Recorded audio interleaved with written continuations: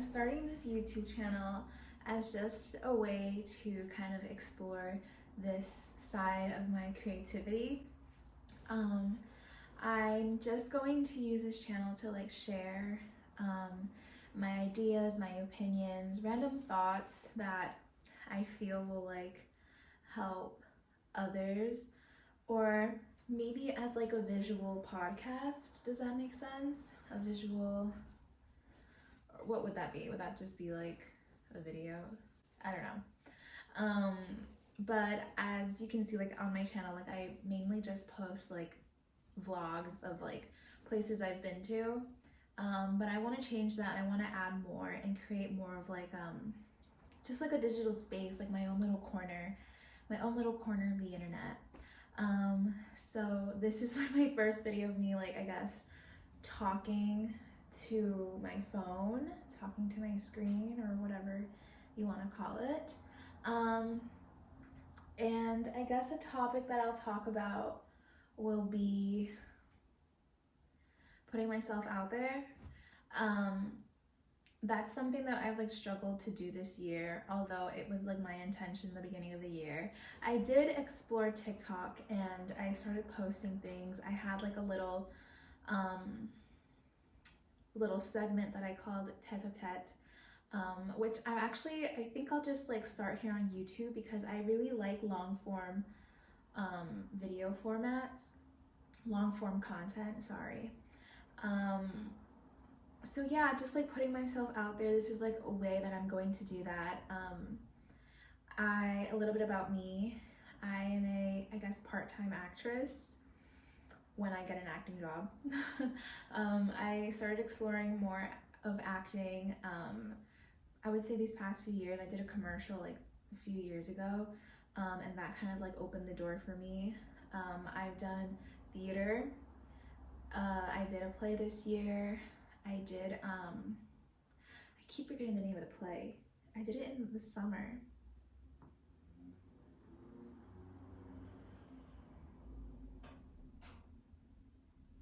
I did the play Inspector Hound, The Real Inspector Hound. It was a really great play. I played Felicity Cunningham. And starting next year, I'll be taking more lessons in New York City. This is my space for now. It looks better, I think, with better lighting. But my lamp is here, so the lighting was like better. But I normally will use like ambient lighting, and I'll probably film like facing this way. You can see I have like my little gym thing going on here. Anyway, so one thing I wanted to talk about is like exploring different literature. So I typically read self-help books because I always feel like I need guidance, or I could use like all the help I can get. I don't know. I really find looking at different aspects of life or different perspectives of people's advice on life to be really interesting. Yeah, so I recently started, these are the books that I've like been reading. So I'm reading like multiple books at once, and that used to bother me. I used to like have this thing where like I can't start another book unless I finished one. And that'll kind of like make me like lose motivation into reading. But that's something that I've been learning to let go. And I don't care how long it takes me to finish a book because it's not a race. I just want to learn so many things at once.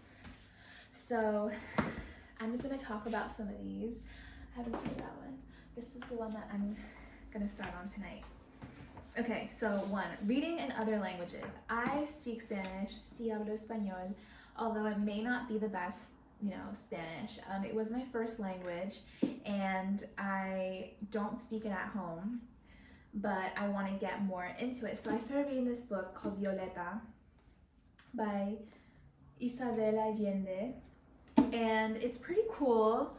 I will say, like, I love reading in Spanish because I feel like I'm exercising 2 parts of my brain, language and reading comprehension, because it's like I am used to hearing Spanish, right? Listening to Spanish. Practicing it, not so much. I can understand Spanish. There's some words that will be like a bit difficult for me to understand when like someone's speaking, but I'll usually just like Google it. But in context, I typically am able to understand. So this has helped me so much. I'm on chapter 3, and it's fiction. It takes place, it's basically like kind of like a biography of a woman's life, but this is a fictional character. So it's like this character is talking about their life and reflecting on it. So far, that's like what I understood from it, because I'm only like in chapter 3, but she is going through her life. So I love it. I feel really smart when I'm reading in another language. I just love learning, you know? I just love it. It's just so cool. Okay, now The Art of Seduction. This is a psychology book. And if you know Robert Greene, he wrote The 48 Laws of Power, which I haven't read because it's like dark psychology and that kind of freaks me out, but I have the book, and I'm probably just gonna read it after this because I guess you can say this is also dark psychology. What I really like about his book, it reminds me so much of my college textbooks, because there will be like you know how like in college textbooks there'll be like quotes at the side of like a paragraph, which like shows how like in another text they also reference this subject that they're talking about in the specific paragraph. I forget what you call that.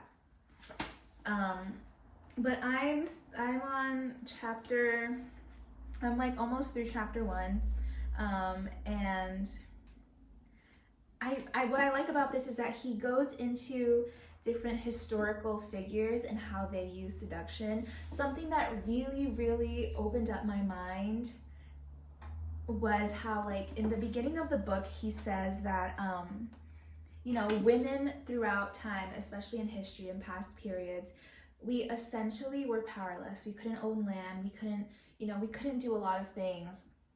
But the one thing we could to contain power or to hold power was our seduction. And that like opened up my mind. Maybe some of you are like listening to this and you're like, duh, how did it not occur to you? But like, let me see if I can find it and read it to you, because I think it's just, let me see where this is. Let me see if I can find the sentence. Let me see. Okay, it's the preface. This might be it. Thousands of years ago, power was mostly gained through physical violence and maintained with brute strength. There was little need for subtlety. A king or emperor had to be merciless. Only a select few had power, but no one suffered under the scheme of things more than women. They had no way to compete, no weapon at their disposal that could make a man do what they wanted, politically, socially, or even in the home. Of course, men had one weakness, their insatiable desire for sex.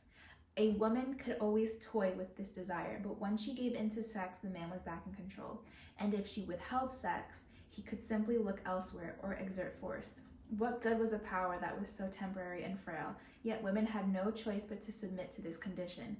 There were some, though, whose hunger for power was too great, and who over the years, through much cleverness and creativity, invented a way of turning the dynamic around, creating a more lasting and effective form of power. When I read that, I was like, that is so true. He also goes into historical context of like women who used seduction to gain power. And of course, like now times are different where like a woman could be shamed for using, you know, seduction to go up this, you know, the ladder of whatever career or whatever. I'm not talking about that. I'm talking about the historical references he puts together. I never thought of it as like how that was their only way to gain power, because women didn't have like these rights. So I'm interested to see to read more of this book and to see the different ways like the book continues. Okay, A Little Life. Now, I have heard so many, I've heard so many different opinions on this book. I'm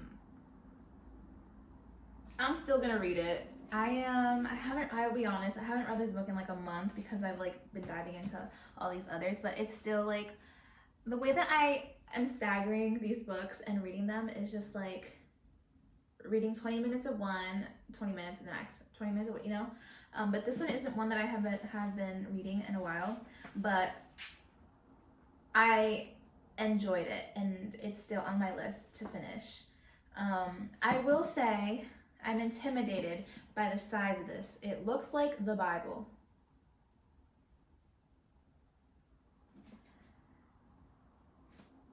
But it's about someone's life. So someone's life, if they live a long, fulfilling life, there'll be a lot to say, you know? So I'm looking forward to it. I think I'm on chapter, girl. I'm still on the first chapter. Oh my God. Yeah, I gotta get into this. Maybe I am into it, but I mean like I gotta like hurry up. Just Kids by Patti Smith. I've been wanting to read a book by Patti Smith for so long. I will be honest, I had heard who she was. Oh look, Johnny Depp wrote about, there's like a little quote on it. I didn't see that. I will admit, like, I didn't really know who she was, but I had heard of her, right? And then there's that Taylor Swift song where she references Patti Smith. I forget which song it was. And I have always wanted to read this book. Like, I would see this book on like aesthetic Pinterest pictures. So I did learn who she was, and she just sounds so cool. I love people like this, you know, people who are like so artsy, like they make music, poetry, they write. I want to be like that. As you can see, my piano's there. I'm still learning piano. I just want to explore creativity. Like, do you ever just have like this hunger? And I want to say it's because of the fucking corporate world.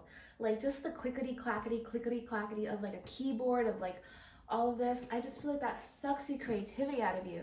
So that's why I'm like reading, and like I also started knitting, like just doing so much to just like gain my creativity back and like my whimsy, right? Finding whimsy, finding your whimsical, I don't know if that's correct grammar. Finding whimsy through literature, through reading, learning languages, like, I love that. Like, god damn it, I love that shit, man. Through art, fab. Anyway, happy about this. Okay. Russian literature. Is this Russian literature? I'm pretty sure this is. Yeah, this is Russian literature. I found this book through TikTok. I just got it like last week. Yeah, I think it came in the mail last week. But somebody made a video on TikTok, and it was just like a quote from this book. Something along the lines of like, it just related to me so much. And I think I like saw the video this time last year. I'll take a screenshot of it and like post it.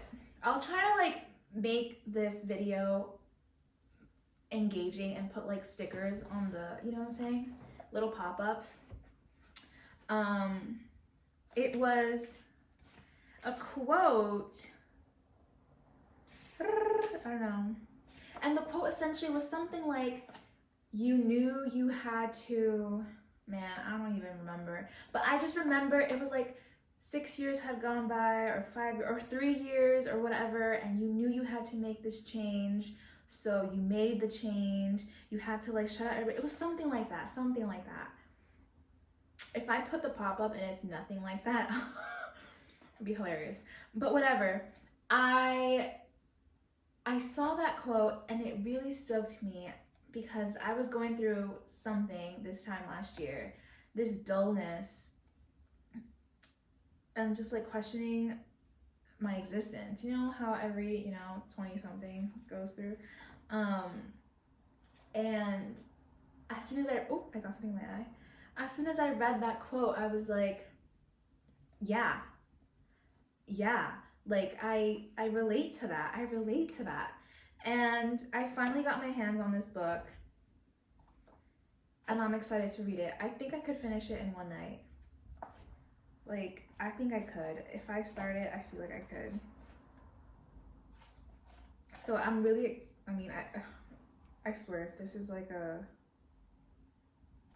depressing book, that would suck. But what I'm excited about is like, this is like classical literature, is it not? I'm pretty sure it is, because I saw so much about it, about this author. And another thing, I'm so jealous of people who like had like great education on like fine arts and shit, like literature, art, you know, like art history, like music. I love that. I love that, and I wish I had that. Sorry, my phone is going off. I'm grateful and I'm blessed for the education that I did receive. Okay, I'm grateful and I'm blessed. I'm grateful and I'm blessed. I'm not saying like I'm not happy with like whatever, but like, you know, the way, what is it, classism, capitalism, I don't know, private schools, you know, a lot of money goes to them, there's a lot of funding for them, so they usually have the best education. I never went to a private school, right? I went to a charter school. My parents tried, you know, to get me great education, and they did. I had great education, but I read some of the classics like Great Gatsby, To Kill a Mockingbird, or is it Mockingjay? I read those books, you know, I think that's like American literature, but exploring outside of that, I didn't. And I didn't major in like literature, English language arts, or whatever in college, so I kind of just stopped after high school. And so I'm trying to explore literature and like all these classics, because I really want to expand my mind and just fucking learn more, right? I feel like a lot of us are just so fucking tired of like doom scrolling. And what's crazy is like, I read this book, I'll put the sticker here. It's like something ages to 25, 18 to 25, your brain before 25 or some shit like that. And it talks about how like these are, although, you know, many people think like, you know, you become an adult, you're an adult, but like even like in your 20s, like your brain is still like developing. Yes, and you see that at 25, your brain is fully developed. And I feel like because technology and TikTok and like the pandemic, I feel like it just rotted my brain, because I think everybody was on TikTok and just like doom scrolling. I feel like that's when like the algorithm and like the constant swipe, all of that shifted in social media. You saw TikTok, the big one, right, with the scrolling vertically and all of that, and like the short form content, and then that made its way to YouTube Shorts, and then made its way to Facebook, and then Instagram. So now it's just like everywhere. And these are the ways that I'm kind of like trying to like get my brain to be, obviously like working and like you're doing things, but like sometimes that shit just feels mundane too. So this is like how I feel like unrotting my brain. Okay, lastly, want. Okay. By Gillian Anderson. She is an actress, right? I don't know which movie she has been in. I've probably seen her. Her face is right here. Her. Oh, yeah, I know. Yes, I've seen her. Let me put her right here. Stunning, stunning, stunning.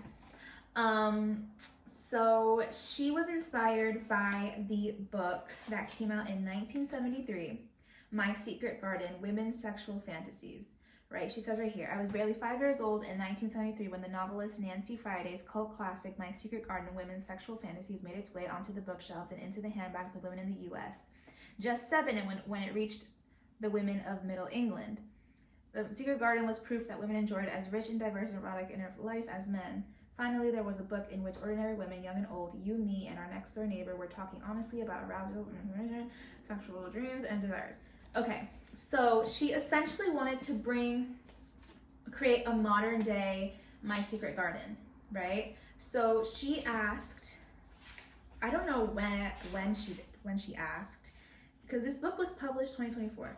So I don't know when she originally asked, but she asked women from all over the world to write a letter anonymously. I don't know how it got to her, but she asked them to write a letter anonymously about their feelings, about their desires and like sexual fantasies.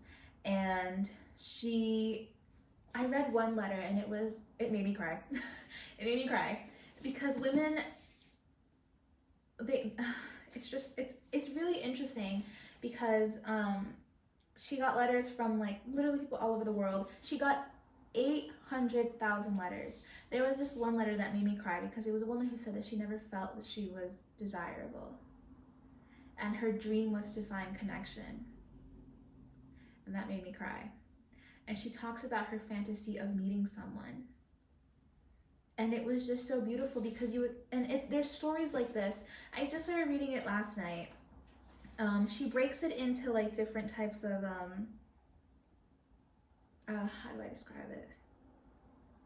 Themes, I guess. Yeah. So obviously, yeah, so she said, when we talk about sex, we talk about womanhood, motherhood, infidelity and exploitation, consent and respect, fairness and egalitarianism, love and hate, pleasure and pain, and yet for many reasons, some complicated, some not so many of us don't talk about it. Our deepest, most intimate fears and fantasies remain locked away inside us until someone comes along with the key. Here's the key. So essentially, it's just about like different letters from women of all ages, right? Well, there's a specific age, I don't know what age group it starts, but like even women into their 80s, and like their fantasy is to go back to like a specific age group and like relive that time, which made me realize like, and this is probably private, but like I haven't dated someone in years. Okay, I'm in my 20s. I'm 25. Oh. Why did I say that? There's nothing wrong with being 25. It's phenomenal. But I don't really like explore that side of myself. Not for any reason. It's just I never really thought to. And I'm just like, maybe I should. But also like men are trash. Like, why am I gonna waste these years? But then I wonder like, will I eventually be old and be like, I hope to be old one day. I hope to be old. Will I regret like, you know, not doing anything about my love life? Who knows? Only time will tell. But very interesting read, very mature read. So yes. And those are the books that I'm reading at this time, and that is how I'm exploring unrotting my brain and, you know, just feeding literature into my brain. I'm also playing piano. I have to practice. I have lessons tomorrow. And this is, I don't know, this is my first video. I'm just gonna share everything that comes to mind. I'll probably do like videos of me just like rambling about like topics that come up to my head. I also want to start a, what is it called? Oh crap, what is it called? It's that like Substack. I want to start a Substack. What stops me a lot is like the idea of like, but also this is like a superpower. It's like one thing, like I was like, I don't know what I'm gonna say. And people are just like, just say what you want to say. Just like, what do I want to say? Also, because nobody really like gives a fuck about me. No offense to myself, but like nobody really like, I'm not like a singer. I'm not like a pop star. I'm not like I'm not like a popular person on the internet. Nobody really like is gonna be like stalking me. Does that make sense? Do you understand what I'm trying to say? It's like, I'm not a famous person yet, although I will win an Oscar. I know I will. I am gonna win an Oscar. So like at this point, like I just like put whatever I want on the internet. Well, not whatever, but you know what I'm saying? Like write and just share. I'm gonna go have dinner now. Thank you for watching my first video. Let me know if you've read any of these books or like what you think about anything that I said. And I'll catch you next time. Bye. Oh, I don't know why I did this, but bye.